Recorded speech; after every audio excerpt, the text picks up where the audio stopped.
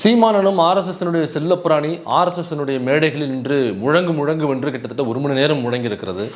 ஆர்எஸ்எஸ்னுடைய நூற்றாண்டு நிறைவு நாளை முன்னிட்டு ஆர்எஸ்எஸ்னுடைய விங்ஸு, ஆர்எஸ்எஸ்னுடைய நேரடி மேடைகள் இப்படி தமிழ்நாடு முழுக்க மட்டும் இல்லாமல் இந்தியா முழுக்க மேடைகள் போட்டு ஆர்எஸ்எஸ்னுடைய நூற்றாண்டு நிறைவை கொண்டாடும் வகையில் பல மேடைகள் அமைத்து தருகிறார்கள்.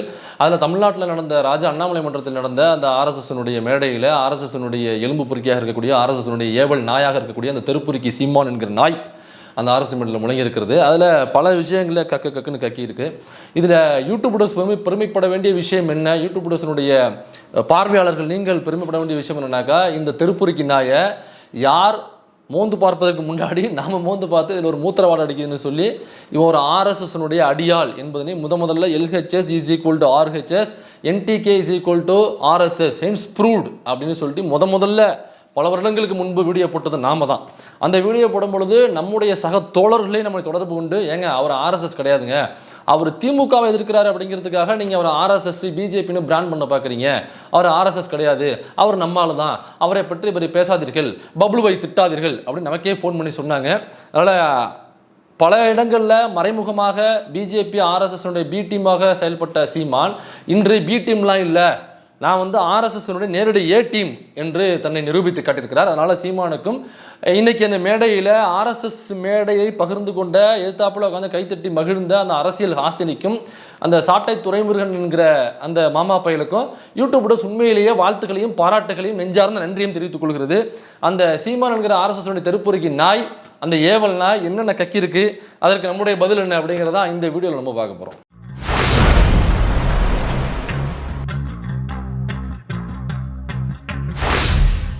சீமான் இதுக்கு முன்னாடி மேடையில் ஒரு விஷயத்த சொன்னாப்புல, என்னன்னாக்கா, இனிமேல் நாங்கள் வேறு ஒரு மேடைகளில் எங்களுடைய கட்சியை சார்ந்த யாரும் ஏற மாட்டோம், ஒன்லி எங்கள் மேடையில் மட்டும்தான் நாங்கள் குலைப்போம் அப்படின்னு சொல்லியிருந்தாப்புல. ஆனால் இன்றைக்கி பாருங்கள், ஆர்எஸ்எஸ் பாரதியினுடைய பிறந்தநாளை முன்னிட்டு அவருடைய நினைவு போற்றும் வகையில் போட்ட மேடையில் சீமான் போய் ஏறி இருக்காப்புலையே, முன்னாடி அப்படி சொன்னாப்புலையே, இப்போ வேற ஒரு மேடையில் ஏறி இருக்காப்புலையே அப்படிங்கிற தவறான ஒரு வாதத்தை முன்வைக்கிறார்கள். உண்மையிலேயே அப்படி வாதத்தை முன்வைப்பவர்களை யூடியூபர்ஸ் வன்மையாக கண்டிக்கிறது, கண்மையான வண்டனங்களை தெரிவித்துக் கொள்கிறோம். ஏன்னாக்கா அது வேறு ஒரு மேடை அல்ல. ஆர்எஸ்எஸ் மேடை என்பது சீமானுடைய நாம் தமிழர் கட்சியினுடைய மேடை தான். ஆர்எஸ்எஸ்னுடைய தொட்டில் குலைந்ததான் சீமான் என்பவர். அதனால் இது வேறொரு மேடை கிடையாது. அந்த வாதத்தை முன்வைப்பவர்கள் தயவு செய்து தங்களுடைய கருத்தை மாற்றிக்கொள்ள வேண்டும் என்று யூடியூபர்ஸ் கேட்டுக்கொள்கிறது. முதல்ல என்ன சொல்ல வரானாக்கா, வைரபாரதி கொள்ளு பேரன், அதாவது பாரதியினுடைய பேரனா அவர் வைரபாரதி அவருடைய பேர், அவர் கொள்ளு பேரன், நான் சொல்லு பேரன் பாரதிக்கு அப்படின்னு பஞ்சு டைலாக் அடிச்சிருக்காப்புல. இதே பரதேசி நாய் என்ன சொன்னுச்சுனாக்கா, கொஞ்சம் வருடங்களுக்கு முன்பு இதே பஞ்சு டைலாக் வேற ஒரு மாதிரி அடிச்சான். அது என்ன பஞ்சு டைலாக் அப்படிங்கறத நீங்களே பாருங்க. என்னுடைய ஐயாவன், என்னுடைய தாத்தன், நான் அவனுக்கு பேரன், ஈவிகே இளங்கவனும் பேரன்னு போடுவான். நான் கொள்கை பேரன், நான் தான் நிஜம். எங்க ஐயா இருந்தா யாரு உன் பேரன்னு என்னைத்தான் சொல்றாரு, அவரை சொல்ல மாட்டார். இப்படி போற இடத்துல எல்லாம் போட்ட பொறைக்கு வாலாட்டும் நாயாக அந்த ஏவல் நாய், அங்க போனாக்கா நான் பெரியாருடைய பேரன், அங்க EVKS இளங்கோவன் பேரன் கிடையாது அப்படின்னு சொல்ல வேண்டியது, இங்க வந்தாக்கா நான் தான் பாரதிக்கு பேரன் அப்படின்னு சொல்ல வேண்டியது. சரி, எத்தனை தாத்தாக்கள் அப்படிங்கிறது நமக்கு தெரியல, எண்ணிக்கை அவர் சொன்னாதான் தெரியும். இல்லை கொள்கை பேரன்களாக சொல்கிறேன், நீங்கள் எதுவும் தவறாக எடுத்துக்கொள்ளக்கூடாது. ஏனென்றால் நாம் அப்படியாப்பட்ட வாசகங்களையோ அப்படியாப்பட்ட தவறான புரிதல் கொண்ட ஸ்டேட்மெண்ட்டையோ நம்ம ஒருபோதும் யூடியூபர்ஸ் பயன்படுத்துவது இல்லை அப்படிங்கிறது உங்களுக்கே தெரியும். அதனால் எத்தனை தாத்தா கொள்கை தாத்தா அப்படிங்கிறத சீமான் சொன்னதை நமக்கு தெரியும். அடுத்ததாக, பாரதியை நிராகரித்தால் தமிழை நிராகரிப்பதற்கு சமம், அதாவது தமிழை நீங்கள் போற்றினால் சிவனாகவும் தமிழை எதிர்த்தால் யமனாகவும் இருப்போம் அப்படின்னு மறுபடியும் ஒரு பஞ்சு டைலாக் இங்கே போட்டிருக்காப்புல. இதே பாரதி ஒரு கவிதை என்ன சொல்றாப்புலன்னா, ஆதி சிவன் பெற்றுவிட்டான் என்னை, ஆரியமைந்தன் அகத்தியன் என்றோர் வேதியன் கண்டு மகிழ்ந்து நிறைமேவும் இலக்கணம் செய்து கொடுத்தான் அப்படிங்கிறது இதே பாரதி லைட்டாக நம்ம சவுக்கு சங்கர்கிட்ட ஐட்டத்தை வாங்கி போட்டு எழுதின ஒரு கவிதை தான் இந்த கவிதை. இப்போ ஆதிசிவன் பெற்று விட்டான் என்னன்னாக்கா, தமிழை ஆதிசிவன் பெற்று போட்டான், ஆனால் அதற்கான இலக்கணம் உடை போன்ற இலக்கணத்தை அந்த ஆதிசிவன் தரலை. இப்போ ஆதிசிவனே பெற்று போட்டாலும் தமிழ் அந்த இலக்கணம் இல்லாத ஆடை இல்லாத மனிதரை போன்று தான் இருந்தது. ஆடை இல்லாத மனிதர்னால் யார் இருப்பாங்க? ஆடை இல்லாத மனிதர் காட்டு மிராண்டியாக இருக்கும் பொழுது தான் நம்ம ஆடை இல்லாமல் இருந்தோம். அப்போ தமிழ் காட்டு மிராண்டியாக இருந்தது அப்படிங்கிறது யார் சொன்னா? பெரியார் சொன்னார்னு சொல்லலாம். அதுக்கு முன்னாடி பாரதியே சொல்லிட்டான். அப்போ தமிழ் வந்து இலக்கணம் இல்லாத ஒரு மொழியாக, ஆடை இல்லாத காட்டு மிராண்டி மொழியாக இருந்தது. அந்த காட்டு மிராண்டி மொழியாக இருந்த தமிழை ஆடை போன்ற இலக்கணத்தை கொடுத்து அதை நாகரிக மொழியாக மாற்றியது யாருனாக்கா ஆரிய மைந்தன். ஆரிய மைந்தன்னாக்கா உங்களுக்கு தெரிஞ்சிருக்கும். ஆரிய மைந்தன் மட்டும் இல்லை, வேதியன் கண்டு மகிழ்ந்து. வேதியன்னாக்கா வேதம் படித்தவன் வேதியன் பார்ப்பான். அப்போ ஆரிய மைந்தன் மட்டும் இல்லை, வேதம் படித்த ஒரு பார்ப்பான். அவன் தான் வந்து இலக்கணம் எழுதுனா. யார்? அகத்தியன். அகத்தியன் என்பது ஒரு புரட்டுக்கதை. இது அகத்தியன்கிறவன் அதுவும் தமிழ்நாட்டுக்குள்ள இல்லை, வடக்கிருந்து வந்தான்னு சொல்லுவாங்க. யார்? அகத்தியர். அது எதற்காக வந்தாருனாக்கா, இந்த பூமி வந்து சமம் இல்லாமல் மேலையும் கிளையும் இருந்துச்சு அப்படின்னு யோசிச்சு பாருங்க. பூமிங்கிறது ஒரு உருண்டை. அந்த உருண்டை எப்படி சமம் இல்லாமல் மேலையும் கிளையும் இருக்கும்?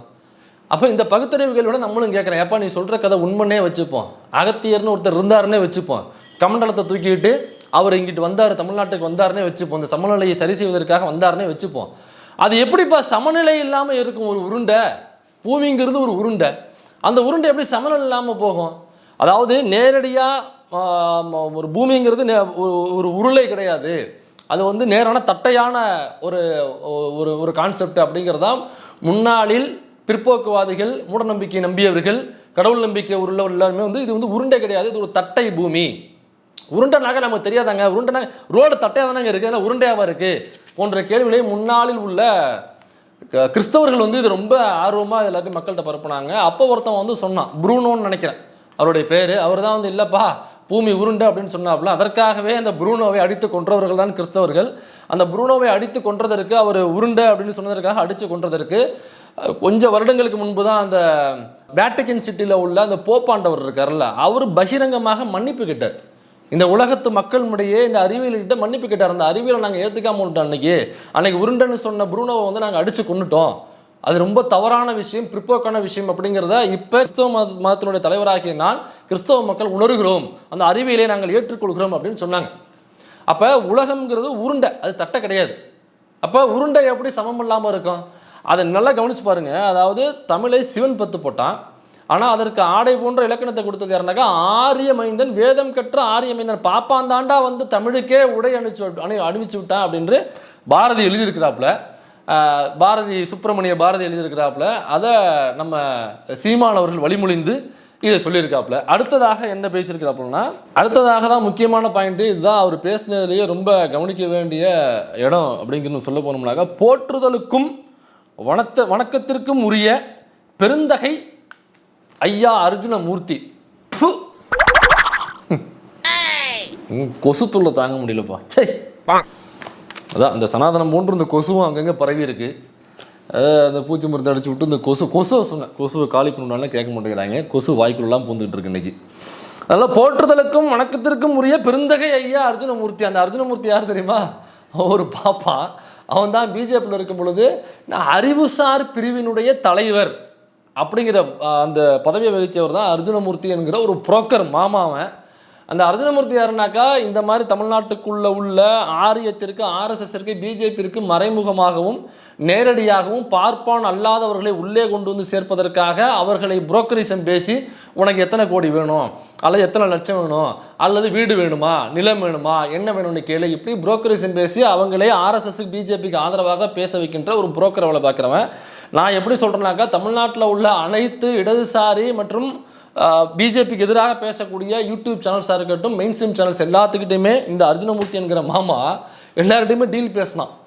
நம்ம முதற்கொண்டு எல்லார்கிட்டையுமே டீல் பேசி, உங்களுக்கு எவ்வளோ வேணும், நீங்கள் பேசுகிறோடே பேசுங்க, திராவிடம்னே பேசுங்க, ஆனால் எங்கள் ஆளுகளை கூப்பிட்டு சும்மா இன்டர்வியூ எடுங்க, எங்கள் ஆளுகளை நீங்கள் எங்களை கலாய்ப்பீங்களே, அவங்களுக்கு என்ன தெரியும், சும்மா கூப்பிட்டு இன்டர்வியூ மட்டும் எடுத்து விடுங்க, நீங்கள் என்ன கேட்குறீங்களோ உங்களுக்கு செய்கிறேன் அப்படின்னு சொல்லிட்டு பல சேனலுக்கு அரண்சைக்கு பேசினாங்க, பேரலைக்கு பேசினாங்க, கரிகாலங்கிட்ட, இப்படி நமக்கு தெரிஞ்சு நான் சொல்கிறேன்.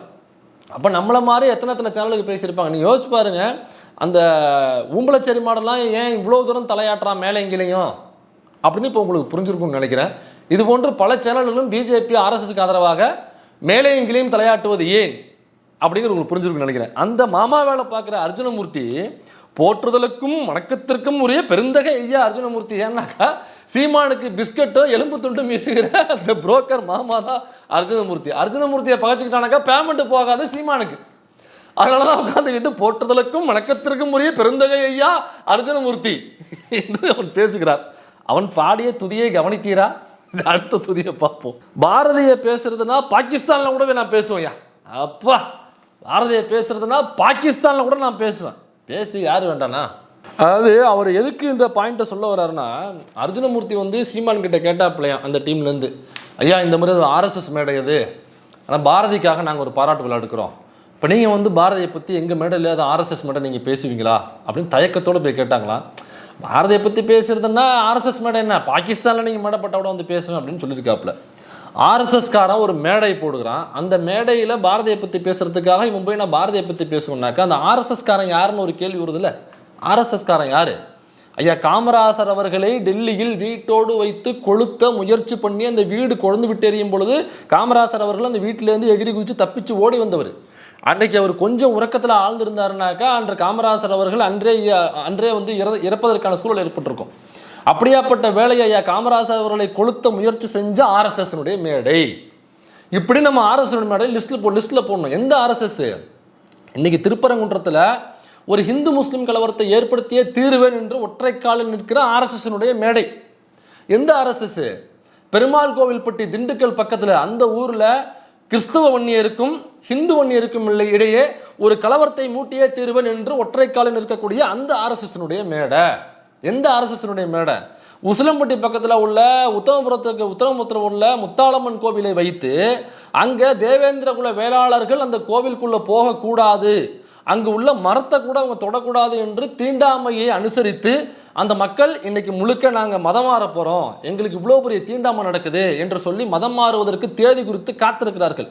அப்படி தேவேந்திர குல வேளாளர்கள் இந்து மதத்தில் உள்ள அந்த சமூகத்தை புறக்கணித்த அந்த ஆர்எஸ்எஸ் மேடையில் குஜராத்தில் பலாயிரக்கணக்கான இஸ்லாமியர்களை கொன்று குவித்த அந்த ஆர்எஸ்எஸ் மேடையில் இது மட்டும் இல்லை, அதனுடைய இறப்பு அவங்க பண்ண படுகொலையில் லிஸ்ட்டு போட்டோம்னாங்க போயிட்டே இருக்கலாம். ஏன் காஷ்மீரில் அசீஃபா அப்படிங்கிற ஒரு சிறுமி, அந்த சிறுமியை கோவில் கருவறைக்குள்ள வைத்து கூட்டு பாலியல் வல்லுறவு செய்து கொன்று அந்த கொன்ற குற்றவாளிகளை கைது செய்யக்கூடாதுன்னு சொல்லி தேசிய கொடியை தூக்கி ஆர்ப்பாட்டம் செய்த அந்த ஆர்எஸ்எஸ்னுடைய மேடையில் பிசி எம்பிசிக்கான ரிசர்வேஷனை கொடுக்கக்கூடாது என்று சொல்லி அதற்காக தீக்குளிச்சு, எது ரிசர்வேஷன் பிசி எம்பிசி கொடுக்கக்கூடாதுன்னு சொல்லி தீக்குளிச்ச அந்த ஆர்எஸ்எஸ்னுடைய மேடையில் இப்படியாக ஆர்எஸ்எஸ் பற்றி பட்டியலிட்டு கொண்டே போகலாம்.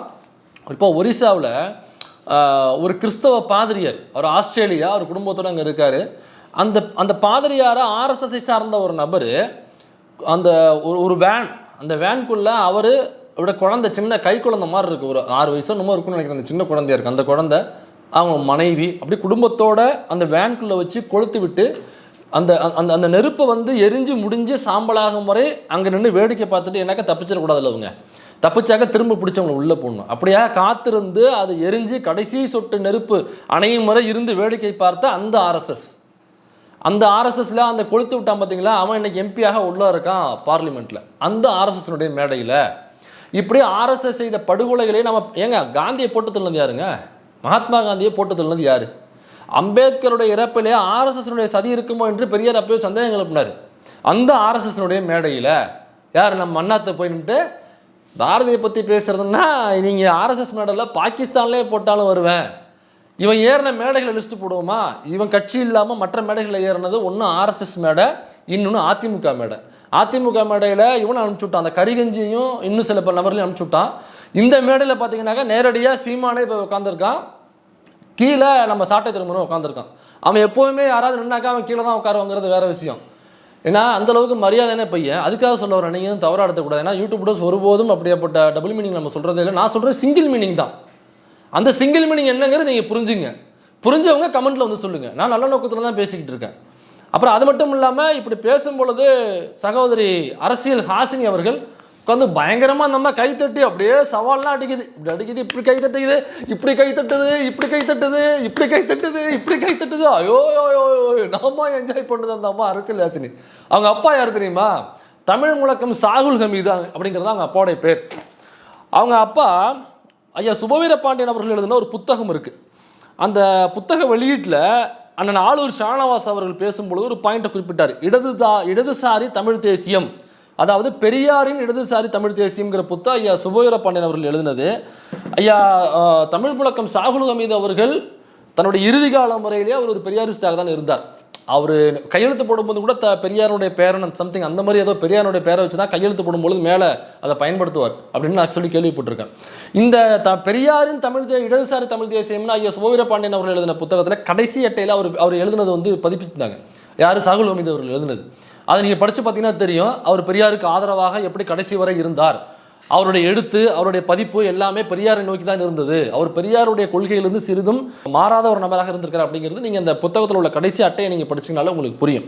அப்படியாப்பட்ட தமிழ் முழக்க சாகுல் ஹமீது அவர்களுடைய மகள் ஆர்எஸ்எஸ்னுடைய மேடையில், அதுவும் அண்ணன் ஆர்எஸ்எஸ்க்கு ஆதரவாக அடித்து விளையாடும் பொழுது அவங்க அரசியல் ஹாசினி எதிர்த்தாப்பில் உட்காந்து கை தட்டிட்டு அவங்க பயங்கரமாக என்ஜாய் பண்ணுறாங்க. ஏற்கனவே அரசியல் ஹாசினின்னு சொல்லிட்டு ஒரு வீடியோ போட்டிருந்தோம்.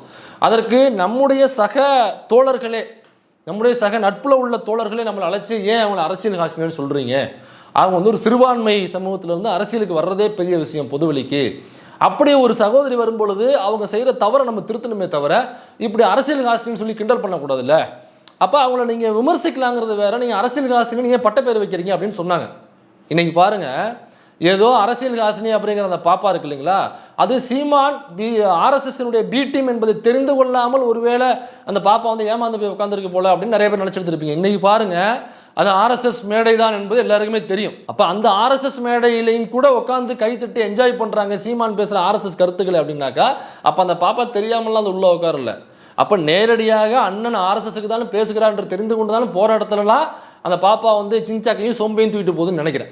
அப்படி தானே இருக்க முடியும். அடுத்ததாக தான் அண்ணன் ஒரு அருமையான பாயிண்ட் சொல்லியிருக்காப்புல. இந்த பாயிண்ட்டை சொல்லும் பொழுது, அண்ணன் பேசும் பொழுது நமக்கு யூடியூப் வீடியோஸோட டேக்ல இருந்தால் ஞாபகத்துக்கு இருந்துச்சு. நம்ம எப்பவுமே சொல்லுவோம், சங்கிகளை பேச விட்டு சைலண்டாக இருந்தால் சறுக்கி விழுவார்கள் என்பது சரித்திரம் அப்படின்னு. இவன் குடிச்சிட்டே சறுக்கி விழுவாங்கிறது வேறு விஷயம். ஆனால் பேசும்பொழுதும் சறுக்கி விழுந்திருக்காப்புல. என்ன பாயிண்ட்டை சொல்கிறாப்புலனாக்கா, அதாவது பெரியாரை அட்டாக் பண்ணி பேசுகிறாப்புலையா, பெரியாரையும் சுப்பிரமணியையும், அதான் சுப்பிரமணிய பாரதி, அவர் பேர் சுப்பிரமணியன், நீங்கள் நெடில் போட்டு கூட நீங்கள் எழுதிக்கலாம். அப்போ அந்த சுப்பிரமணியையும் பாரதியாரையும் கம்பேர் பண்ணி பேசுகிறாப்புல. எவனோ 90-95 வயசு வரைக்கும் வாழ்கிறான், என் பாட்டன் பாரதி 35 வயசுல செத்து போயிட்டான் அப்படின்னு கம்பேர் பண்ணி. என்னன்னா, அவருக்கு வாஜ்பாய் மீது என்ன கடுப்புன்னு தெரியல, அத்வானியின் மீது என்ன கோபம்னு தெரியல, இவங்கெல்லாம் மீது ஏன் இவ்வளோ கோபம், ஏன் குறிப்பாக நம்ம ராஜகோபாலாச்சாரி மேலே ஏன் இவ்வளவு காண்டில் இருக்காப்புலன்னு தெரியல. ஏன்னா ராஜகோபாலாச்சாரி இறக்கும் பொழுது 94 வயசில் தான் அங்கே ராஜகோபாலாச்சாரி இறந்தாப்புல. அதே மாதிரி நம்ம அத்வானி 98 லைவில் தான் இருக்காப்புல அவர்.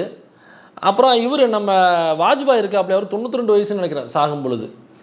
இப்படி இவங்க மேலே என்ன காண்டன் தெரியும், இவங்களாம் 92, 95, 98 வயசு வரைக்கும் வாழ்ந்துகிட்டு இருக்காங்க. பாவம் என் பாரதி வந்து 35 வயசு செத்து போயிட்டான் அப்படின்னு. என்ன ஆர்எஸ்எஸ் என்ன ஓம் பொருள் எடுத்து உன்னை போட்ட பார்த்தியா அப்படின்னு காட்டில் பேசிக்கிட்டு இருக்காப்புல. அடுத்ததாக சீத்தலை சீத்தனார் வள்ளுவன், இவெல்லாம் என்ன எழுதி வச்சான், என் பாட்டன் பாரதி எழுதி வச்சாயா. யாரை கிண்டல் பண்ணுறான்? சீத்தலை சாத்தனாரையும் வள்ளுவரையும் கிண்டல் பண்ணுறான். வள்ளுவர் ஏற்கனவே மேடையில் பேசும்பொழுது வள்ளுவரை புகழ்ந்து பேசின அதே இந்த நாரவாயி இன்னைக்கு வேற வாயாக என்ன பேசுதுன்னா, வள்ளுவனை அவன் இவனு சொல்லி வள்ளுவனுக்கெல்லாம் வள்ளுவன் என்ன தமிழ் எழுதுனா, என் பாட்டன் பாரதி எழுதுனால தமிழ் அப்படின்னு சொல்லி எழுதிட்டு இருக்கான். அது வள்ளுவரை ஏளனம் செய்வது அல்லது அவருக்கு காவி சாயம் பூசுவது அப்படிங்கிறத ஆர்எஸ்எஸ் தொடர்ந்து பண்ணிகிட்டு இருக்கு. இந்த ரங்கராஜ் போன்ற பார்ப்பனர்கள் கூட அவன் போடுற வீடியோவுக்கு முன்னாடி ஒரு காவி சால்வை அவருக்கு போற்றி விட்டு பட்டக்கட்டெல்லாம் போட்டு விட்டு கையில் உத்திராச்சம்லாம் கட்டி விட்டு தான் பாரதியை உட்கார வச்சுருப்பான். இப்போ இவன் என்ன பண்ணுறான்னாக்கா, பாரதியை தமிழ் அடையாளத்துலேருந்து தூக்கிட்டு வள்ளுவரை அப்படியே வள்ளுவரே தேவையில்லை, எனக்கு பாரதி தான் தேவை அப்படிங்கிற இடத்துக்கு நகர்றான் இவன். ஆர்எஸ்எஸ் இப்போ இவங்க நிறைய டிவிகேவுக்கு எதிராக பேசிகிட்டு இருக்காங்க, நம்மளும் டிவிகேக்கு எதிராக தான் பேசிகிட்டு இருக்கோம். டிவிகேக்கு எதிராக பேசும்பொழுது குறிப்பாக அந்த மாமா பையிலோ மற்றவர்களும் பேசும்பொழுது என்ன சொல்கிறாங்கனாக்கா, டிவிகே பிஜேபியினுடைய பி டீமு, நீ பிஜேபியே பேச மாட்டேங்கிற, பாண்டிச்சேரியில் பார்த்தியா பேசும்பொழுது நீ திமுக எடுத்து தான் பேசுகிறே தவிர பிஜேபி எடுத்து நீ பேசவே மாட்டேங்கிற, அங்கே பாண்டிச்சேரியில் பிஜேபியும் காங்கிரஸும் கூட்டணி, அங்கே போய் நின்று திமுகவை நம்பாத ஓட்டு போடாதுன்னு எந்த பைத்தியக்கார நாயாவது பேசுவானா, இது மாஸ் கட்சி இல்லை அது லூஸ் கட்சி அப்படின்லாம் இவனை மாதிரியே பஞ்சநாளா கடிச்சு மாமா பைய வீடியோ போட்டிருந்தான். பல பேரும் எடுத்து அதை பகிர்ந்தும் இருந்தாங்க. அப்போ பிஜேபியினுடைய பி டீம் டிவிகேன்னு சொன்னாங்களே, உண்மைதான் அது. அவங்க பிஜேபியினுடைய பி டீம் தான், இவங்க பிஜேபியினுடைய ஏ டீம் இவங்க. அப்போ அவங்க பி டீமு, இவங்க ஏ டீம். அதனால் இந்த எலெக்ஷனை பிஜேபியினுடைய பி டீமுக்கும் பிஜேபியினுடைய ஏ டீமுக்கு தான் இந்த எலெக்ஷனில் போட்டியே. அடுத்ததாக சொல்கிறாப்புல, எங்கள் பாட்டை வந்து அச்சமில்லைங்கிற பாட்டை பாடிய வேண்டாம் பாரதி, அவ்வளோ அச்சம் இல்லாமல் இருந்தான். அந்த பாட்டு பாடும்பொழுது எங்கே தெரியுமா இருந்தான் அவன் பாரதி, பாண்டிச்சேரியில் அச்சத்தோடு ஒளிஞ்சிக்கிட்டு அச்சமில்லை எழுதிக்கிட்டு இருந்தான். சரி அச்சத்தோடு விழுந்திருந்தானாக்கா எப்படி அச்சமில்லைன்னு பாட்டு எழுதுனா அப்படின்னாக்கா பாட்டு பாடும் பொழுது அந்த கவிதையை எழுதும் பொழுது ஒரு அச்சம் இல்லாமல் இருந்திருக்காப்புல. அதற்கு சவுக்கு சங்கனுடைய உதவிகள் தேவைப்பட்டிருக்கும். அதனால் அந்த இயற்கை இலையை உட்கொண்டு அச்சமில்லை அச்சமில்லை அச்சம் என்பதில்லையே உச்சி மீது வான் இடிந்து வீழுகின்ற போதிலும் அச்சமில்லை அச்சமில்லை அச்சம் என்பதில்லையே. உச்சி மீது வான் இடிந்து வீழுகின்ற போதிலும் அச்சமில்லை தான். ஆனால் பிரிட்டிஷ்காரன் போலீஸ் ஒருத்தனா மட்டும் தான் நமக்கு அச்சம். சரியா? அச்சமில்லை அச்சமில்லை போலீஸ் வர்றா அச்சமில்லை அச்சமில்லை அச்சமில்லை வரானே வர்றான். இப்படியாக அந்த பாட்டை வந்து ஓடி ஓடி ஒளிந்து கொண்டு அச்சமில்லை அச்சமில்லை எழுதும் பொழுதே போலீஸ்கார பண்ணி விட்டான். ஒன்றும் இல்லை என்ன பாஸ் இது இங்கே வரியா இங்கே லவ் மேட்ரியா இது லவ் லெட்டர் எழுதிட்டு இங்கே எட்டி பார்க்குறே ஒன்றும் இல்லையா போயாங்கிட்டு அப்படின்னு சொல்லிட்டு அடுத்த வரி அச்சமில்லை அச்சமில்லை அச்சம் என்பது இங்கே சும்மா இங்கே வரியா இதை எழுதிட்டு இருக்க நீ என்ன எட்டி பாட்டு இருக்க இப்படின்னா பிரிட்டிஷ்காரனுடைய போலீஸுக்கு பயந்து அந்த பாட்டை எழுதியவர் தான் உங்களுடைய சுப்பிரமணி. திரும்பவும் சொல்கிறேன், நீங்கள் நெடில் போட்டுக்கலாம். சரி அச்சமில்லை அங்கே உட்காந்து எழுதினாரு. மற்ற நேரங்களில் இவர் எப்படி இருந்தார் அப்படிங்கிறத இப்போ நாம் அவர் எழுதின ஒரு மன்னிப்பு கடிதம் ஒன்று இருக்குது. யார் அச்சமில்லை எழுதினாப்புல இல்லை, அவர் கையாலேயே எழுதின ஒரு மன்னிப்பு கடிதம் ஒன்று இருக்குது பிரிட்டிஷ்காரனுக்கு. அதை இப்போ நான் படிக்கிறேன், நீங்கள் கேளுங்க. இது எங்கன்னாக்கா அரசு ஆவணங்களிலிருந்து எடுத்து பதிப்பிக்கப்பட்ட ஆவணங்கள். அதில் கடைசி 2 பேராக மட்டும் படிக்கிறேன், முழுசாக படிக்க நேரம் இல்லை. முழுசாக படித்தோம்னாக்கா அவர் என்ன பண்ணுறாரு, அப்படியே நெடுஞ்சான்கடையாக விழுந்துடுறாப்புல. அதனால் அவருடைய சுயமரியாதை காக்கப்பட வேண்டும் என்பதற்காக அதில் லைட்டான வார்த்தைகளை மட்டும் நான் எடுத்து படிக்கிறேன். மாட்சிமை தாங்கிய உங்களுக்கு மீண்டும் ஒரு முறை உறுதியளிக்கிறேன். யார் திரும்ப எழுதுறாப்புல, பிரிட்டிஷ் கவர்னருக்கு எழுதுறாப்புல. இவர் ஜெயிலுக்குள்ள இருந்து மாட்சிமை தாங்கிய உங்களுக்கு மீண்டும் ஒரு முறை உறுதியளிக்கிறேன். அரசியலின் அனைத்து வடிவங்களிலிருந்தும் விலகிவிட்டேன். அதாவது நான் பொலிட்டிக்கலாலாம் இல்லைங்க, நீங்கள் வேறு நீங்கள் தப்பாக இந்த தாவேக்காரங்க ஓடினாங்க பார்த்தீங்களா, கைது செய்யும் பொழுது ஒருத்தர் ஃபோன் பேசுகிற மாதிரியே ஓடுறான். இங்கே போலீஸ் கூப்பிட்றே தம்பி ஆர்ப்பாட்டத்தை வந்து சார் ஃபோன் பேசிட்டுங்க சார், நீங்கள் வேறு இன்னைக்கு வீடியோ பாருங்கள் வைரலாக இருக்குது. அந்த மாதிரி தலைவன் என்ன பண்ணியிருக்காப்புல, பாஸ் நீங்கள் நினைக்க முடியல பாஸ், நான் அரசியலே கிடையாது, நீங்கள் விளையாட்டுக்கு நான் அரசு விட்டு விளையிட்டேன் பாஸ் அப்படிங்கிறாப்புல. அவர் பிரிட்டிஷ் அரசுக்கு விசுவாசமாகவும், நல்ல கவனிங்க, பிரிட்டிஷ் அரசுக்கு விசுவாசமாகவும் சட்டத்தை மதிப்பவனாகவும் எப்போதும் இருப்பேன். எனவே என்னை உடனடியாக விடுவிக்க உத்தரவிடும்படி மாட்சிமை தாங்கிய தங்களிடம் யாசிக்கிறேன். யாசிக்கிறேன்னாக்க நான் அவங்க முன்னாடி முட்டி போட்டு கையை ஏந்தி நான் பிச்சை கேட்குறேன், எனக்கு பிச்சை கொடுங்க, என்னை தயவு செஞ்சு ஜெயிலேருந்து ரிலீஸ் பண்ணுங்க. நான் உங்களுக்கு விசுவாசமாகவும் பிரிட்டிஷாரனுடைய சட்டத்துக்கு கட்டுப்பட்டும் நான் கடைசி வரை உங்களுக்கு ஒரு அடிமையாக இருப்பேன். மறுபடியும் பாருங்க, மாட்சிமை தாங்கிய தங்களுக்கு கடவுள் நீண்ட மகிழ்ச்சியான ஆய்களை வழங்கட்டும். அதாவது இந்திய மக்களையும் தமிழ் மக்களையும் போட்டு அடித்து கொடுமைப்படுத்தின பிரிட்டிஷ்காரன் கடவுள் அணுகிறனால நீண்ட நாள் மகிழ்ச்சியாக வாழ வேண்டுமா. அவன் மகிழ்ச்சியாக வாழ்வான்டா, இங்கே உள்ள எப்படி மகிழ்ச்சியாக வாழ்வான் எழுதியிருக்காப்புல பாருங்க. அடுத்தது ஒரு 2 வரி இருக்கு பாருங்க. மாட்சிமை தாங்கிய இதுதான் ஜெயலலிதா இருக்கும் பொழுது அதிமுக சட்டப்பேரவையில் பேசுவாங்கல்ல, புரட்சி தலைவி அம்மையார் அதுன்னு போட்டு எழுதுவாங்கல்ல, அந்த மாதிரி ஒரு வார்த்தைக்குமே மாட்சிமை தாங்கிய தங்களின் மிக பணிவுள்ள வேலைக்காரனாக இருக்க வேண்டும் என யாசிக்கிறேன் அப்படின்னு சுப்பிரமணிய பாரதி குறியில் எழுதியிருக்காப்புல. பாஸ் இந்த லெட்டருக்கு நீங்கள் நெடில் போட்டால் தான் கரெக்டாக இருக்கும். எழுதின தேதி 28/11/1918. பிபிசி தமிழில் இதை ஒரு கட்டுரையாகவே போட்டிருக்காங்க, ஆர்டிக்கலாகவே போட்டிருக்காங்க. அதில் அந்த இந்த லெட்டர் வந்து ப்ராப்பராக அங்கேருந்து அரசாங்கத்தினுடைய ஆவணத்தில் எடுத்து புத்தகமாக மாற்றினதா ஸ்க்ரீன்ஷாட்ஸ் இருக்குது. இது அதில் இருக்குது, நீங்கள் தேடி பார்த்துக்கலாம். யார் இவர், அச்சமில்லை என்பதில்லை உச்சி மீது வானிடிந்து வீழுகின்ற போது. சரி இது ஓகே. அடுத்ததாக இந்த பயந்த காலங்களில் பாரதியாரினுடைய மனைவி இருக்காங்கல்ல, அதாவது சுப்பிரமணிய குறியிலே போட்டுங்க, அப்புறமா நடுவில் பார்த்துக்கலாம். சுப்பிரமணிய பாரதி, அவர் பேர் சுப்பிரமணிங்க. இவர் தமிழ் தொண்டாட்டினார், அவர் தமிழை பிடுங்கி தள்ளினார்லாம் சொல்கிறான்ல இந்த குடியார திருப்புரைக்கு நாய். அவர் பேர் முருகன் கிடையாது, முருகன்கிறது தான் தமிழ். சுப்பிரமணியங்கிறது சுப்பிராமணியம் அப்படிங்கிறத சுப்பிரமணியம். அவர் பேர் சுப்பிரமணியம். சுப்பிரமணியங்கிறது ஒரு பார்ப்பன பேர், இது ஒரு ஆரிய பேர், சமஸ்கிருத பேர் தான் சுப்பிரமணியம். அதனால தான் சுப்பிரமணிய சாமின்னு முருகனை வந்து சுப்பிரமணியனா மாற்றி வச்சுருக்காங்கன்னு சொல்லுவாங்க. அப்படி உண்மையிலே தமிழ் பற்று இருந்தாக்கா உனக்கு நினைவு தெரிஞ்சதுக்கு அப்புறம் நீ இது சுருட்டாமல் இருந்த நேரத்தில் எப்பா இது நான் இவ்வளோ தமிழுக்கு பேசிகிட்டு இருக்கேன், தமிழுக்கு தொண்டாட்டிகிட்டு இருக்கேன், சுப்பிரமணியன் என் பேர் இருக்கு, இன்றிலிருந்து சுப்பிரமணியன் ஆகிய நான் முருகன் என்ற என்னுடைய தமிழ் பெயராக மாற்றிக்கொள்கிறேன் அப்படின்னு இல்லப்பா. உண்மையிலேயே தமிழ் மீது பற்றுள்ள நபராக இருந்தால் மாற்றிருக்கணும். கடைசி வரைக்கும் சுப்பிரமணிய பாரதியாகத்தான் அவர் இருந்தார். அதனால் அவங்களுடைய மனைவி சுப்பிரமணியனுடைய மனைவி அவங்க எழுதியிருக்காங்க, பாரதியார் புதுவை சென்றபோது ரயிலில் அவர் மனம் என்ன பாடுபட்டது என்பதை பாரதியின் மனைவி செல்லம்மாள் கூறுகிறார். பாரதியாருக்கு மனதில் ஏதேனும் ஒன்று தோன்ற ஆரம்பித்து விட்டால் அது கொஞ்ச நேரத்தில் போகாது. ரயில் ஏறிய பிறகும் போலீசாரிடம் அகப்படாமல் புதுவை போய் சேர வேண்டுமே என்று கவலைப்பட்டார். ரயிலில் யார் வந்து ஏறினாலும், டிக்கெட் பரிசோதகரே வந்து ஏறினாலும், ஸ்டேஷன் மாஸ்டர் வந்து ஏறினாலும் போலீசாரால் அனுப்பப்பட்டு தம்மை கவனிக்க வந்த நபர்களாக தோன்றும். பின்பு அச்சமுற்றே அழிவான் என்ற மொழிகளை ஞாபகப்படுத்தி மனதை தேற்றிக்கொள்வார். அப்போ காக்கி ட்ரெஸ் போட்டு யார் ஏறினாலுமே தலைவன் வந்து கலைஞ்சிருக்காப்புல உள்ள. அந்த நேரத்தில் தபால்காரன் ஏறினா கூட தலைவன் பயந்து கலைஞ்சிருப்பாப்புல. அதனால் இவ்வாறாக அவர் நீங்கள் இந்த புதுப்பேட்டை படத்தில் பார்த்தீங்கன்னா நம்ம தனுஷ் வந்து ட்ரெயினில் போவாப்புல பார்த்துருக்கீங்களா, இப்படி இப்படின்னு செல்லத்தில் பார்த்துருப்பாப்புல. அப்படியே இமேஜின் பண்ணீங்க. அப்படிதான் செல்லம்மாளை பக்கத்தில் உட்கார வச்சு தலைவன் ட்ரெயினுக்குள்ள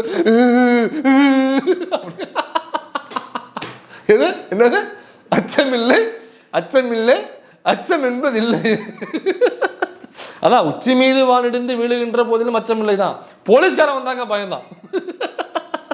அடுத்ததாக தலைவன் என்ன பேசிருக்கான்னு பார்ப்போம். அடுத்ததாக நமது மரியாதைக்குரிய அந்த ஆர்எஸ்எஸ்னுடைய செல்லப்பிராணி என்ன சொல்லுதுனாக்கா, பாரதியை பற்றி என் பாட்டை அப்பவே பாடிட்டான்டா, தனி ஒரு மனிதனுக்கு உணவில்லை என்றால் ஜெகத்தினை அழித்திடுவோம் அப்படின்னு பாட்டம் பாரதி பாடிட்டான்டா. இதை இவர் மட்டும் இல்லை, நம்ம கம்யூனிஸ்ட் கட்சியை சேர்ந்தவங்க எதுக்கு பாரதி படத்தை போடுறாங்கன்னு இது வரைக்கும் நமக்கு புரியல.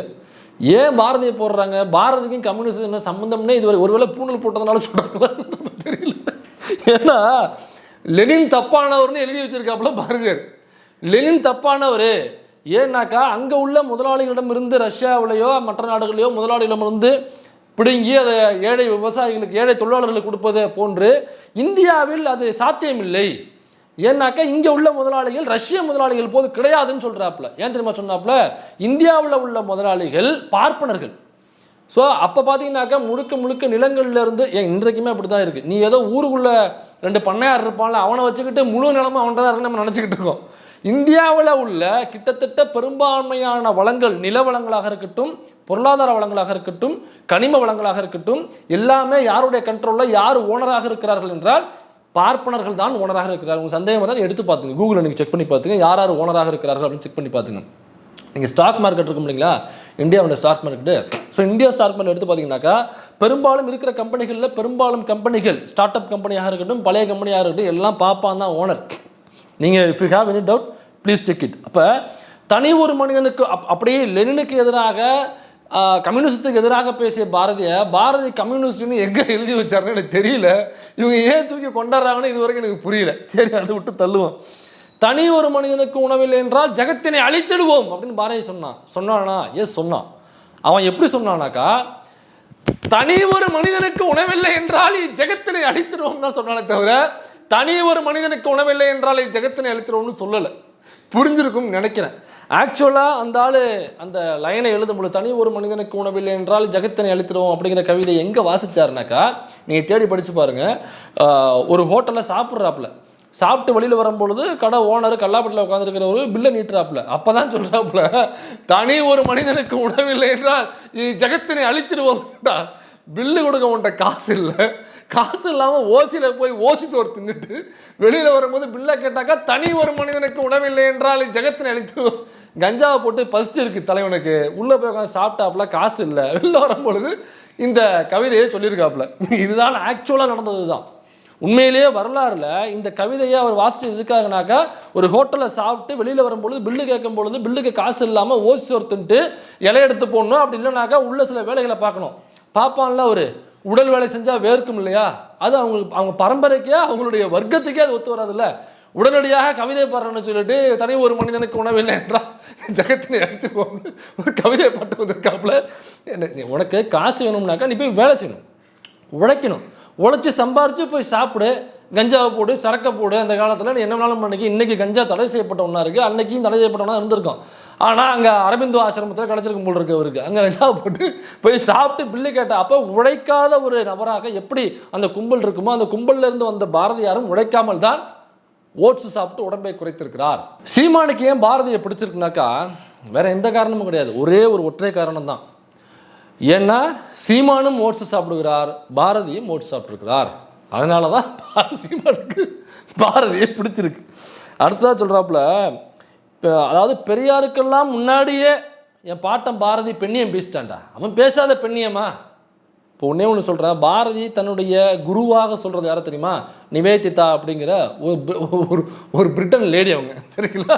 அதாவது சீமான் சொல்கிற தமிழருங்கிற பாரதி தன்னுடைய குருவாக யாரை சொல்கிறாங்க? நிவேதிதா என்கிற ஒரு பிரிட்டன் லேடியை தான் சொல்கிறாப்புல. அப்போ ஒரு கூட்டம் நடக்குது, அதுக்கு பாரதி போகிறாப்புல. அவங்க விவேகானந்தருடைய சீடர் தான் நிவேதிதாங்கிறவங்க. ஸோ அங்கே போகும்போது நிவேதிதா கேட்குறாங்க பாரதி கிட்ட, எங்கெங்க அவங்க ஒய்ஃபை கூப்பிட்டு வரலையா, அவங்க வீட்டில் உள்ளவங்களாம் வரலையா அப்படின்னு சொன்னோன்னே, இல்லை எங்கள் வாழ அந்த மாதிரியான பழக்க வழக்கம் கிடையாது, நாங்கள்லாம் பெண்களை வந்து படிதாண்டா பத்தினியாக தான் வச்சுருப்போம், அதனால் அவங்க வீட்டை விட்டு வெளில வர மாட்டாங்க அப்படின்னு சொன்னோடனே அந்த அம்மா சொல்கிறாங்க, நீங்களும் இந்தியாவில் உள்ள சோக்கால்டு ஆண்கள் எப்படி பெண்களை அடிமையாகவும் தன்னுடைய உடைமையாகவும் வைத்திருப்பார்களோ, அப்போ நீ இவ்வளோ பேசிட்டு கவிதை எழுதி தெரியுறியா, அப்போ அதெல்லாம் சும்மா டுபாகுரா நீ, அப்போ நீ ஒரு டம்மி பீஸு, நீ ஒரு ஒரு காகிதமா நீ, அப்போ நீ ஒரு ஒரு அட்டகத்தி நீ அப்படின்னு அம்மா நிறைய கிண்டல் பண்ணுது. இவர் பெண்ணியவாதியாமா. பெரியார் கல்லுக்கடை போராட்டம் நடக்குது, இந்த கல்லுக்கடைக்கு எதிரான போராட்டம். அதில் பெரியார் வந்து நிறைய மரங்களை வெட்டி வீழ்த்துறாப்புல. அப்போ இந்த கல்லுக்கடை போராட்டம் வந்து பெரிய போராட்டமாக வெடிக்குது. அப்போ என்ன பண்ணுறாங்கனாக்கா, பெரியார் இல்லாத சூழல் ஏற்படுது. அதுக்கப்புறம் பெரியாருடைய தங்கையும் பெரியாருடைய மனைவியும் அங்கே போகிறாங்க, நாகம்மையாரும் அவருடைய தங்கையும் போகிறாங்க. ஸோ போகும்பொழுது போராட்டம் பெரிய போராட்டமாக முன்னெடுத்து கொண்டு போகிறாங்க. அப்போ அங்கே உள்ள போலீஸ் வந்து காந்தி கிட்ட சொல்கிறாங்க, ஏன்னாப்பா காங்கிரஸில் இருந்தார் பெரியார், சொல்கிறாங்க, ஐயா இந்த மாதிரி பெரிய போராட்டமாக போய் அது சட்டம் ஒழுங்குக்கே சீர்குலைவு ஏற்படும் வகையில் அந்த போராட்டம் பெருசாக வெடிச்சு பெரிய கூட்டமாக திரட்டிட்டாங்க, அதனால் நீங்கள் சொன்னீங்கன்னாக்கா அந்த அந்த போராட்டம் வந்து தடைப்பட்டு போகும், கொஞ்சம் சட்டம் ஒழுங்கு சீர்குலை நம்ம வச்சுக்கலாம், கட்டுக்குள்ளே வச்சுக்கலாம் அப்படின்னு சொல்லும் பொழுது அவர் சொல்கிறாரு, அந்த போராட்டத்தை நிறுத்துவது ஈவி ராமசாமி கையிலையோ அல்லது காந்தியாகி என்னுடைய கையிலே இல்லை, நான் சொன்னால் கேட்பாங்க, எங்கே கேட்பாங்கனாக்கா பல மக்கள் கேட்பாங்க, ஆனால் அந்த கூட்டம் நான் சொன்னால் கேட்காது, அந்த கூட்டம் நாகம்மையாரும் பெரியாருடைய சகோதரியும் சொன்னால் தான் அந்த கூட்டம் கேட்கும், அவர்களுடைய சொல்லுக்கு கட்டுப்பட்டு தான் அந்த கூட்டம் அங்கே நிற்கிறது, அதனால் என் மீது சொல்லி நான் சொன்னால் கேட்க மாட்டாங்க. யார்? இந்தியாவையே கட்டுக்குள் வைத்திருந்த மகாத்மா காந்தி என்கிற மிகப்பெரிய ஒரு ஆளுமை சொல்கிறாரு, நாகம்மையாரும் பெரியாருடைய தங்கையும் கூட்டின கூட்டத்தை என்னால் கண்ட்ரோல் பண்ண முடியாது என்று கைவிரித்தார் அன்னைக்கு. அவ்வளோ பெரிய எனக்கு பெரியாருடைய தங்கையும் பெரியாருடைய மனைவி நாகம்மையாரும் அவங்க சோக்கால்டு ஒரு வைணவ குடும்பத்திலேருந்து வர்றாங்க. அப்படின்னா அவங்களும் இந்த கோயில் கோலம் பெண்களை வந்து வீட்டுக்கு படிதாண்டா பத்தினியாக வச்சிருக்கணும், அவங்கள வந்து மனு தர்மப்படி பெண் என்போல் ஆணுக்கு உடைமை, வெந்நீர் போட்டு கொடுப்பது, முதுகனுப்பி விடுவது, காலமிக்கி விடுவது, அவங்களுக்கு பணிவிடைகள் செய்வது, அப்படி தான் அவங்க வளர்க்கப்பட்டிருப்பாங்க. அப்புறம் பெரியார் என்ன பண்ணுறாருனாக்கா அதெல்லாம் இல்லைன்னா அவங்கள்ட்ட பேசி பேசி பேசி பேசி பேசி புரிய வச்சு அங்கேருந்து கொஞ்சம் கொஞ்சமாக அரசியலை ஈடுபடுத்தி அரசியல் புரிதல் ஏற்படுத்தி அவங்க போராட்டத்தை பெரியாரே இல்லாமல் இருந்தாலும் அந்த போராட்டத்தை முன்னெடுத்து நடத்தக்கூடிய ஆளுமைகளாக தலைமை பொறுப்புக்கு வரக்கூடிய அளவுக்கு அவங்க வீட்டில் உள்ள பெண்களை அவர் வந்து ரோட்டுக்கு கொண்டு வந்தார், களத்தில் கொண்டு வந்து உட்கார வச்சாரு. தவிர சீமான் மாதிரி சொகுசா இங்கே வீட்டுக்குள்ளேயும் பாரதியார் மாதிரி வீட்டுக்குள்ளேயும் சொகுசா உட்கார வைக்கல அவர். இதே மாதிரி கேரளாவில் அந்த போராட்டம் நடந்துச்சு இல்லைங்களா, அந்த போராட்டம் நடக்கும் பொழுது பெரியார் போகிறாரு. அதுக்கு முன்னாடி அப்போ வந்து பெரியார் காங்கிரஸில் இருக்கார். இப்போ அதுக்கு முன்னாடி காங்கிரஸ் தலைவர்கள் அந்த போராட்டத்தை வைக்கம் போராட்டத்தை முன்னெடுத்து அங்கே உள்ள காங்கிரஸ் தலைவர்களை கைது பண்ணுறாங்க. அப்போ அந்த அங்கே உள்ள காங்கிரஸ் தலைவர்கள் பெரியாருக்கு தமிழ்நாட்டு காங்கிரஸ் கமிட்டி தலைவராக பெரியார் இருக்கார், பெரியார் லெட்ரு போடுறாங்க, ஐயா இந்த மாதிரி எங்களை உள்ளே பிடிச்சி வச்சுட்டாங்க, நீங்கள் வந்தால் தான் அந்த போராட்டத்தை முன்னெடுக்க முடியும், வேறு யார் வந்தாலுமே அந்த போராட்டத்தை முன்னெடுக்கிறதுக்கு சரியான நபர்கள் கிடையாது, தயவு செய்து நீங்கள் முன்னெடுத்து அந்த தீண்டாமையை தயவு செஞ்சு சரி பண்ணி கொடுங்க, க்ளோஸ் பண்ணி கொடுங்க அப்படின்னு அவருக்கு கடிதம் போடுறாங்க. இதை பார்த்த பெரியார் அடுத்த ட்ரெயின் பிடிச்சி நேரடியாக வைக்கத்துக்கு போகிறாரு, அவர் போய் போராட்டம் பண்ணுறாரு, கைது செய்யப்படுறாரு, ஜெயிலுக்கு போகிறாரு. அப்போ தான் பெரியார் என்ன பண்ணுறாரு, இந்த போராட்டம் எப்படியே நின்று விடக்கூடாது அப்படிங்கிறதுக்காக திரும்ப இவங்க நாகம்மையாருக்கு வந்து லெட்டர் போடுறாங்க. திரும்ப நாகம்மையார் என்ன பண்ணுறாங்க, அதே மாதிரி வர்றாங்க, கூட்டத்தோட வர்றாங்க, நாகம்மையார் அவருடைய சகோதரியும் திரும்ப அந்த போராட்டத்தை பெரியார் இல்லாத போராட்டத்தை பெரியார் இல்லாத இடத்துல நாகம்மையாரும் அவங்களும் முன்னெடுத்து அந்த போராட்டத்தை முன்னெடுத்து செல்கிறாங்க. அப்போ எவ்வளோ பெரிய ஆளுமைகளாக வந்திருப்பாங்க. அவங்க மட்டும் இல்லை, நாகம்மையாரோ அல்லது பெரியாருடைய சகோதரியை மட்டும் அல்ல, ஏன் மணியம்மையார் எவ்வளோ பெரிய ஆளுமையாக உருவாக்கி அவங்க பெரியாருக்கு அப்புறம் அந்த அமைப்பை ஒரு பெண் தான் வந்து முன்னெடுத்து செல்ல வேண்டும் என்பதற்காக மணியம்மையாரை வந்து அப்போ கட்சியை அப்படியே அவங்க டிரான்ஸ்லேட் அவங்க மேலே மாற்றி கொடுக்கணும் அப்படின்னாக்கா ரத்த உறவு இல்லாமல் மாற்றி கொடுக்க முடியாது. அப்போ மனைவியாக இருந்தால் மாற்றி கொடுக்கலாம். அதற்காகத்தான் தலைமை பொறுப்புக்கு மணியம்மையாரை கொண்டு வர வேண்டும் என்பதற்காக அதற்காக நடத்தப்பட்ட திருமணம் தான் அந்த திருமணம். அதற்கு சாட்சி கையெழுத்து போட்டது நம்ம ராஜகோபாலாச்சாரி. இப்படி பெண் ஆளுமைகளை உருவாக்கி தனக்கு பின் மணியம்மையாருடைய நீங்கள் புத்தகத்தை படிச்சிங்கனாக்கா எல்லாரும் என்ன நினச்சிட்டாங்கனாக்கா, மணியம்மையார் வந்து ஏதோ பெரியாருக்கு வந்து ஒரு நர்ஸு மாதிரி அவருடைய அவங்களுக்கு தேவையான வேலைகளை செய்வதற்காக பணியமர்த்தப்பட்டவங்க அப்படின்ற மாதிரி ஒரு தொனி இருக்குது, ஒரு பார்வை இருக்குது. அப்படி கிடையாது. சொல்லப்போனால் மணியம்மையார் வந்து பெரியாரை விட ஃபோர்ஸான ஒரு நபர் அவங்க. ராவணநிலா, அங்கே ராமலீலா நடக்கும்பொழுது இங்கே ராவணநிலா பெரியார் இல்லை, இறந்து போயிட்டார். அப்புறம் அவங்க தலைமை பொறுப்புக்கு வராங்க, ஒரு போராட்டம் அறிவிக்கிறாங்க. நீ ராமலீலா நடத்தினாக்கா நான் தமிழ்நாட்டுக்குள்ள ராவணநிலா நடத்தும் அப்படின்னு சொல்லிட்டு கலைஞர் பீரியடில் அந்த போராட்டம் அறிவிக்கிறாங்க. அப்போ பெரிய போலீஸ் ஆஃபீஸர் ஐஜின்னு நினைக்கிறேன், அவர் வந்து மணியம்மையார்ட்ட பேசுகிறாங்க.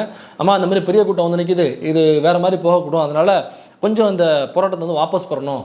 நாங்கள் பெரியார் இருந்தாருனாக்கா நாங்கள் சொன்னோம்னாக்கா கொஞ்சம் காது கொடுத்து கேட்பார், கன்சிடர் பண்ணுவார், சரி தள்ளி வைப்பார், அப்படி இல்லைனாக்கா போராட்டம் வாபஸ் வாங்குவார். நீங்கள் என்ன எதுவுமே கேட்க மாட்டேங்கிறீங்க அப்படின்னு சொல்லும்பொழுது அவங்க சொன்னாங்க, உண்மைதான் பெரியார் இருந்தாருக்கா வாபஸ் வாங்குவார், ஆனால் நான் பெரியார் இல்லையே, நான் மணியம்மையார்ல அப்படின்னு சொன்னவங்க மணியம்மையார். அதனால் அப்படியாப்பட்ட தலைமைகளை உருவாக்கியவர் தந்தை பெரியார் அவர். இவர் மாதிரி யார் நம்ம இதுக்கு என்ன எக்ஸாம்பிள் சொல்கிறோன்னா, பாரதியும் செல்லம்மாளும் ஃபோட்டோ எடுத்துக்கிட்டாங்களா, அதில் செல்லம்மாள் அமர்ந்திருந்தாங்க, பாரதி நின்று கொண்டிருந்தார். ஆனால் பெரியாருடைய ஃபோட்டோவில் பெரியார் உட்காந்துருக்காரு, நாகம்மையாரோ அல்லது மணியம்மையாரோ நின்றுட்டு இருக்காங்க. ஏன்டா பரதேசி நாய், போய் பாடுற எத்தனை ஃபோட்டோ இருக்குன்னு, 2 பேரும் உட்காந்து எடுத்த ஃபோட்டோ எவ்வளோ இருக்கு ஃபோட்டோ இருக்குன்னு பாடுறேன். இந்த ஒரு ஃபோட்டோவை வச்சுக்கிட்டு இவர் வந்து பெண்ணடிமைத்தனத்தை ஆதரிச்சவரா, அவர் வந்து பெண் விடுதலையே பயங்கரமான போராட்டக்காரர் அப்படின்னு சொல்கிறாரு. அதனால் அது யார் பெண்ணடிமைத்தனத்தை ஆதரித்தாங்க, யார் பெண் விடுதலைக்காக போராடினவங்க அப்படிங்கிற நீங்களே முடிவு பண்ணுங்க. அடுத்த பாயிண்ட் அண்ணா சொல்ல வர பாயிண்ட்டு, செல்வம் நிறைந்த இந்துஸ்தான் அப்படின்னு பேசுகிறாப்புல. செல்வம் நிறைந்த இந்துஸ்தான் அப்படின்னு பாட்டம் பாரதி பாடி வச்சுட்டு போயிட்டான். சரி, அப்போ இந்தியாவை இந்துஸ்தானை மாற்றிடலாமா? பாரதி ஆதரித்து பேசியிருக்காங்க இந்துஸ்தானை, அப்படி ஆக்கிடலாமா? ஏன்னா நீ அதை ஆதரித்து பேசுகிற. அப்போ இந்துஸ்தான் அப்படின்னு ஆக்கணும்னாக்க ஹிந்துக்களுக்கான ஸ்தான் இந்துஸ்தான். அப்போ இந்துஸ்தான் வந்துச்சுனாக்க ஹிந்துக்களுக்கான நாடு. அப்போ இங்கே இஸ்லாமியர்களுக்கான நாடு கிடையாது. ஹிந்துஸ்தான் மாத்திரம்னாக்க இஸ்லாமியர்களுக்கான நாடு இல்லை அப்படிங்கிறது அதிகாரப்பூர்வமாக ஆகிடும். அப்போ கிறிஸ்தவர்களுக்கான நாடு இல்லை அப்படிங்கிறது அதிகாரப்பூர்வமாக மாறிடும்.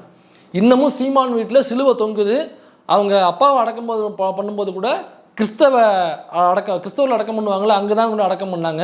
அவங்க கிறிஸ்தவர்களாக தான் வாழ்ந்தார்கள். அவங்க வீட்டில் இன்னமும் சிலுவை இருக்குன்னு நான் நம்புகிறேன். எனக்கு தெரியும், அந்த ஃபோட்டோலாம் நீங்கள் பார்த்தீங்கன்னால தெரியும். அது மட்டும் இல்லை, அந்த எதிர்த்தாப்பில் உட்காந்துருக்க அரசியல் ஹாசினி ஹிந்துஸ்தான் அப்படிங்கிறது இங்கே கொண்டு வந்தாக்கா இங்கே உள்ள எல்லா இஸ்லாமியர்களும் வெளியேற வேண்டும் அப்படின்னு அதிகாரப்பூர்வமாக அறிவிச்சிருவாங்க. அந்த பாயிண்ட்டுக்கு உட்காந்து கை திட்டுற மேலே கீழே தலைக்கு மேலாம் கை திட்டுவாங்க, அறிவு இல்லை அப்படின்னு யாரும் கமெண்ட்டில் கேட்காதீங்க. ஏன்னா கேட்டாக்கா சக தோழர்களே நமக்கு ஃபோன் பண்ணி ஏதாவது அட்வைஸ் பண்ணுவாங்க. அவங்க ஆர்எஸ்எஸ் மீட்டிங் போகட்டும். அவங்க இன்னொரு வேலூர் இப்ராஹிம் மாதிரி இப்ராஹிமி அவங்க. அதனால் அவங்கள பப்ளுவை வந்து திட்டாதீங்க அப்படின்னு நிறைய தோழர்கள் நமக்கு அட்வைஸ் பண்ணுவாங்க. அதனால் அந்த தோழர் அட்வைஸ் பண்ணாதீங்க, யாரும் எந்த கேள்வியும் கேட்காதீங்க. அவங்க தாராளமாக ஆர்எஸ்எஸ் மேடைக்கு போகட்டும். அடுத்ததாக என்ன சொல்கிறாருனாக்கா, அதாவது தமிழ் படித்தா பிச்சை தான் எடுக்கணும்னு பெரியார் சொன்னார், ஆனால் கடைசியில் அதே பெரியார் பிச்சை எடுத்தார் அப்படின்னு இந்த மேடை சொல்கிறோம். இதே பரதேசி நாய் ஈரோட்டில் நடந்த இடைத்தேர்தல் அப்போ மேடை போட்டு இந்த ஆர்எஸ்எஸ்னுடைய எச்சு பொறுக்கி ஆர்எஸ்எஸ்னுடைய எலும்பு பொறுக்கி என்ன சொன்னான்னா, பெரியார் தன்னுடைய சொத்தை பாதுகாப்பதற்காகவே மணியம்மையாரை திருமணம் செய்தார் அப்படின்னு சொன்னான். அப்போ சொத்து அதிகமாக இருந்திருக்கு பெரியாருக்கு, அதை பாதுகாப்பதற்காக மணியம்மையை திருமணம் செய்தார் அப்படின்னு பேசினா அதே நாரவாயி இன்னைக்கு என்ன பேசுதுன்னா, தமிழ் படித்தாக பிச்சை தான் எடுக்க வேண்டும் என்று சொன்ன பெரியார் கடைசி காலத்தில் பிச்சை எடுத்தார்னு சொல்கிறான். ஏண்டா அவர் எவ்வளோ பெரிய பணக்காரர் தெரியுமா? இன்றைய மதிப்பில் அவருடைய சொத்தை நம்ம கணக்கிட்டோம்னாக்கா பல 100 கோடிகள் அவருடைய சொத்து. அன்னைக்கு அப்படி பேசிட்டு இன்னைக்கு இப்படி பேசிகிட்டு இருக்கு இந்த பரதேசி நாய். அதாவது சுப்பிரமணிய பாரதி தமிழ் காதலன் இல்லை, தமிழே காதலன் அப்படின்னு சொல்கிறாப்புல. அவர் தான் தமிழே. அவருடைய பேர் என்ன? சுப்பிரமணியங்கிறது தமிழ் பேரா? ஏண்டா அவன் பேரே முதல்ல தமிழ் கிடையாதுடா. சீமான்கிற பேரே தமிழ் பேர் கிடையாது. இவனுங்கெல்லாம் வந்து என்ன சொல்கிறானுங்கன்னா, பாருங்க இவர் தமிழ் காதலன் இல்லை, தமிழே காதலன் அப்படின்னு நமக்கு இவங்க கிளாஸ் எடுக்க வரானுங்க. அவர் பேர் என்னப்பா? சுப்பிரமணியா? நெடில் போடக்கூடாது, புரியுதா?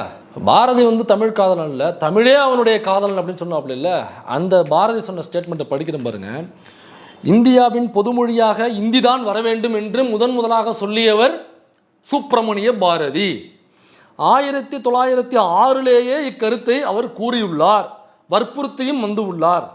15/12/1906 இந்தியா வார ஏட்டில் இந்தி பாஷை பக்கம் என்னும் தலைப்பில் இவர் கூறியதாவது, தமிழர்களாகிய நாங்கன்னு சொல்லி நீ ஏன்டா வர்ற, நீ எங்கே வர்றன்னு கேட்குற. அந்த 4 ரவுடி தானே வண்டியில் வந்துடுவாங்கல்ல, அந்த மாதிரி இவன் வந்து நானும் தமிழன் தான் உன்னை யாரும் சேர்த்தாங்க. சரி பொழைச்சிப்போ. தமிழர்களாகிய நாம் ஹிந்தி பாஷையிலேயே பயிற்சி பெறுதல் மிகவும் அவசியம். ஹிந்தி பாஷையில் தான் நம்ம பயிற்சி பெறணும், அது ரொம்ப ரொம்ப ரொம்ப ரொம்ப முக்கியம்னு வர சொல்கிறாப்புல அவர். தமிழ் பாஷையே நமக்கு பிரதானமாக இருக்க ஹிந்தி பாஷையை அபியசிக்க என்ன அவசியம் இருக்கிறது என்று சொல்லுகின்றோம். இந்தியா பலவித பிரிவுகள் உடையதாய் இருந்த போதிலும் உண்மையிலேயே ஒன்றாய் இருப்பதற்கு இணங்க அதில் உள்ள வெவ்வேறு நாடுகளிலே வெவ்வேறு பாஷைகள் இருக்க போதிலும் முழுமைக்கும் ஒரு பொது பாஷை தேவை. இன்னைக்கு ஆர்எஸ்எஸ் காரன் பேசுகிற அதே ஸ்டேட்மெண்ட்டை பேசியிருக்காரு பாருங்க. தமிழர்கள் தமிழும் இந்தியும், தெலுங்கர்கள் தெலுங்கும் ஹிந்தியும், பெங்காலியும் இந்தியும், கர்நாடகாவில் கன்னடமும் இந்தியும், கேரளாவில் மலையாளமும் இந்தியும், ஆந்திராவில் தெலுங்கும் இந்தியும், இப்படி எல்லா மாநிலத்திலும் கூட நீங்கள் ஹிந்தியும் கற்க வேண்டும். சரி, இன்னொரு கேள்வி இருக்குது. ஹிந்தி ஹாட்லேண்ட் இருக்குல்ல, அங்கே உள்ளவன் என்ன ஹிந்தியும் படிப்பானா? இப்போ நாங்கள்லாம் 2 லாங்குவேஜ் படிக்கணும்னா, அதாவது தமிழோட சேர்த்து ஹிந்தியையும் படிக்கணும்னா, அப்போ ஹிந்தி தாய்மொழியாக கொண்டவன் இருப்பான்ல, அல்லது ஹிந்தி ஹாட்லேண்டாக உள்ளவன் இருப்பான்ல, அவன் ஹிந்தியையும் படிப்பானா? இதெல்லாம் எங்கே சொல்கிறாப்புலனா, ஆங்கிலத்தை யாரும் படிக்காதீங்க அப்படின்னு சொல்லும் பொழுது என்ன நம்ம மதிமாறன் தோழர் அழகாக சொல்லுவார். பாரதி தமிழன் பக்கம் நின்றான், தமிழை தூக்கி பிடித்தான். எப்போ தூக்கி பிடிச்சான்னாக்கா, ஆங்கிலம் தமிழ்னு வரும்பொழுது யாரும் ஆங்கிலத்தை படிக்காதீங்க, தமிழை மட்டுமே படியுங்கள் அப்படின்னு தூக்கி பிடிச்சாப்புல. அதே நேரத்தில் தமிழா சமஸ்கிருதமா என்று வரும்பொழுது தமிழை படிக்காதீங்க, சமஸ்கிருதத்தை படிக்க என்று சொன்னவர் தான் பாரதி அப்படிங்கிறது மதிமாறன் தோழர் ரொம்ப அருமையாக சொல்லுவார். அப்படியாக தமிழ் காதலன் இல்லை, தமிழே காதலன்னு சொன்னவர் என்ன பேசியிருக்காருங்கிறது இப்போ நான் உங்களுக்கு படித்து காமிச்சேன். இதை பற்றி இன்னும் நிறைய உங்களுக்கு தேவைன்னாக்கா திராவிடர் இயக்க பார்வையில் பாரதியார் என்கிற புத்தகம் வாலாசா வல்லவன் அவர்கள் எழுதிய புத்தகம். இதை தயவு செஞ்சு வாங்கி படிங்க. periyarbooks.in அப்படிங்கிறது நிகர்மொழி பதிப்பகம். தயவு செஞ்சு ஆன்லைனும் கிடைக்கும். இதை வாங்கி படிச்சீங்கன்னாக்கா பாரதி வளர்த்த பார்ப்பனியம் அப்படிங்கிற ஒரு புத்தகம் இருக்குது. அது தோழர் மதிமாறன் அவர்கள் எழுதினது. அவர் பாரதி இதை விட இன்னும் நல்லா கிழிச்சு தொங்க விட்டுருக்காரு. இந்த 2 புத்தகத்தையும் படிச்சிங்கனாக்கா இவர் இந்த பாரதியை ஏன் ஆர்எஸ்எஸ் காரணம் தூக்கி கொண்டாடுறான் அப்படிங்கிறது உங்களுக்கு நல்லா புரிஞ்சிருக்கும். இந்த ஆர்எஸ்எஸ் மேடையில் சீமான் இன்னைக்கு ஏறி எது வேணால் வெட்ட வெளிச்சமாக பொதுவெளியில் ஆமாம் நான் பி டீம் எல்லாம் சொன்னோம். பி டீம் இல்லை, நான் ஏ டீம் தான், எனக்கு கண்டுபிடிக்கிறது வருஷம் ஆச்சார் அப்படின்னு சொல்லிட்டு நம்மளே தவறு பண்ணிட்டோம். நம்ம ஆர்எஸ்எஸ் பி டீம்னு சொன்னோம், அவன் இன்னைக்கு இல்லைப்பா நான் ஏ டீம்பான்னு சொல்லிட்டான். அதில் யூடியூப் கொஞ்சம் சறுக்கி இருக்கிறது. அதனால் நம்ம இன்னும் கவனமாக செயல்பட்டு பி டீமாக ஏ டீமா என்று நம்ம சரியாக இன்னும் தெரிவு செய்ய வேண்டிய, மக்களுக்கு தெரிவிக்க வேண்டிய கடமை நமக்கு இருக்குது. இப்பொழுது சறுக்கிட்டோம், இனிமேல் நம்ம சறுக்காமல் இருப்போம். ஆனால் இந்த ஆர்எஸ்எஸ்னுடைய நேரடி ஏஜெண்டாக ஏ டீமாக களமிறங்கி இருக்கிற மரியாதைக்குரிய அந்த ஆர்எஸ்எஸ்னுடைய எலும்பு பொறுக்கி ஆர்எஸ்எஸ் வளர்ப்பு நாய் சீமான் அவர்களுக்கு யூடியூபோட சார்பாக வாழ்த்துக்களை தெரிவித்துக் கொள்கிறோம்.